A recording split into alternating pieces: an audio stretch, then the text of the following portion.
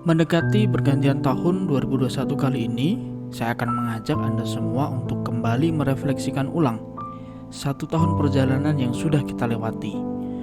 Menengok kembali hari demi hari, pekan demi pekan, bulan demi bulan ke belakang, sambil mengingat-ingat ulang kebodohan apa yang telah diperbuat, capaian apa yang paling membanggakan, kepedihan apa yang telah dilalui, apa-apa saja yang luput diperjuangkan, hingga kehilangan-kehilangan pahit yang mendewasakan.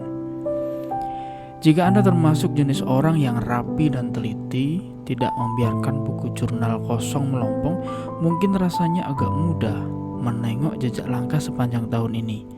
Namun, bagi Anda yang tidak punya keteraturan ingatan tentang 1 tahun yang sudah berlalu, mungkin Anda akan lebih memilih untuk fokus pada tahun yang akan datang saja. Meski tentu evaluasi tetap penting dilakukan agar tidak mengulang-ulang kesalahan yang sama lagi dan lagi. Refleksi dalam bahasa Inggris berasal dari kata reflect yang artinya adalah thinking deeply or carefully about. Saat melakukan refleksi, seseorang akan masuk dalam kondisi berpikir secara mendalam atau merenungi segala sesuatu secara berhati-hati. Pada tataran personal, refleksi sangat penting untuk dilakukan karena manusia perlu untuk mengambil jarak dengan kehidupannya yang seringkali berjalan terlalu cepat. Jeda waktu digunakan untuk menilai ulang apakah hidup yang dijalani kali ini sesuai dengan harapan dan rencana-rencana yang sudah ditetapkan pada awal tahun lalu. Atau bila tidak ada target khusus, apakah si manusia ini merasa hidupnya sudah puas dan sudah bahagia? Sejatinya refleksi akhir tahun adalah persoalan manajerial waktu. Ada yang pandai menggunakannya untuk hal-hal yang produktif dan membahagiakan. Ada juga yang melewati 1 tahun ini tanpa melakukan hal-hal yang berarti. Ada yang selalu merasa kekurangan waktu, tapi ada juga yang stres karena terlalu banyak waktu senggang, tapi nggak ngerti harus melakukan apa. Setiap orang barangkali memaknai periode 1 tahun dengan cara yang berbeda-beda. Pemaknaan akan kesuksesan, kebahagiaan, ketenangan, dan capaian hidup pun bisa jadi berbeda-beda pada setiap orang. Tapi apapun peran seseorang dalam masyarakat, umumnya setiap orang menginginkan menjadi yang terbaik dalam karir maupun kehidupan pribadinya. Refleksi akhir tahun bisa membangun kesadaran diri dan bila dilakukan dengan benar, bisa membantu mewujudkan target-target, baik dalam karir maupun kehidupan pribadi ke depannya. Salah satu cara melakukan refleksi adalah dengan membuat daftar pertanyaan dan menjawabnya secara jujur. Cara ini bisa membantu mengevaluasi perjalanan yang sudah hampir membawa kita ke penghujung tahun.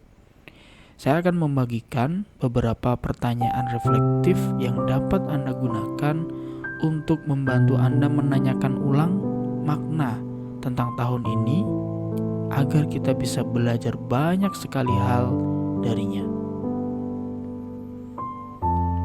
Pertanyaan yang pertama adalah, apa saja hal-hal yang berjalan dengan baik sepanjang 1 tahun terakhir ini?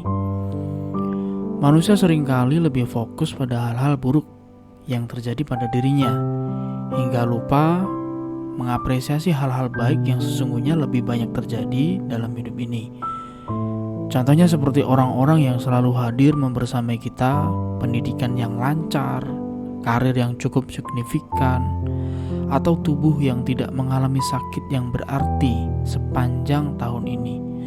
Itu semua merupakan hal-hal yang baik dan perlu untuk Anda refleksikan dan syukuri kehadirannya. Lalu yang kedua adalah pertanyaan, siapakah orang-orang yang membawa perbedaan, yang mendukung Anda bahkan di saat-saat yang paling kritis? Orang-orang ini layak diberikan ucapan terima kasih secara tulus, ungkapan secara personal, dan biarkan mereka tahu bahwa kehadiran mereka sangat berarti dalam hidup Anda. Dengan demikian, Rekognisi akan mampu membawa diri Anda dan orang-orang tersebut terhubung pada hubungan psikologis yang lebih jauh. Ketiga, apakah pengalaman yang paling berkesan setahun terakhir ini? Barangkali inilah waktunya untuk menggali kejadian apa saja yang paling membuat Anda bahagia. Misalnya studi yang Anda tempuh pada akhirnya berbuah gelar sarjana, atau kesempatan untuk melanjutkan kuliah S2, atau bisa juga kesempatan menginspirasi banyak orang, dan pengalaman-pengalaman lain yang mampu membawa warna dalam kanvas hidup Anda di tahun ini. Coba deh, catat hal-hal tersebut, tulis dalam kertas Anda. Berikutnya adalah pertanyaan, kegagalan atau ketidakberhasilan apa saja yang dihadapi sepanjang tahun ini? 1 tahun adalah waktu yang cukup lama untuk berproses. Ada kisah yang manis, namun tentu ada juga kegagalan atau kepahitan yang juga mengiringi. Jangan takut untuk mengenang kembali saat-saat itu. Tentunya bukan untuk memanjakan kesedihan, tapi untuk bercermin dan mencoba memperbaikinya di waktu-waktu ke depan. Kelima dan yang terakhir, bagaimana Anda bertumbuh selama 1 tahun ini? Well, tentunya saya tahu pertanyaan ini mungkin kedengarannya memang cukup filosofis, tapi sangat penting untuk dijawab. Setiap orang diharapkan bertambah baik setiap harinya, baik dalam segi keahlian, sosial, kesehatan, hingga spiritual. Setiap orang diharapkan bertumbuh dan berkembang selalu setiap waktu. Nah, apa kira-kira pertumbuhan yang Anda alami sepanjang tahun ini? Setelah menjawab 5 pertanyaan reflektif di atas, tentunya kita mulai semakin terbuka dengan segala bentuk warna yang kita alami sepanjang tahun ini, dan diharapkan mampu untuk mengambil pembelajaran dari segala bentuk pengalaman tersebut. Jika sudah, nantinya lanjutkan dengan menulis apa-apa saja hal luar biasa yang ingin Anda lakukan di tahun-tahun selanjutnya. Jangan lupa menggunakan SMART model dalam merumuskan impian-impian besar Anda.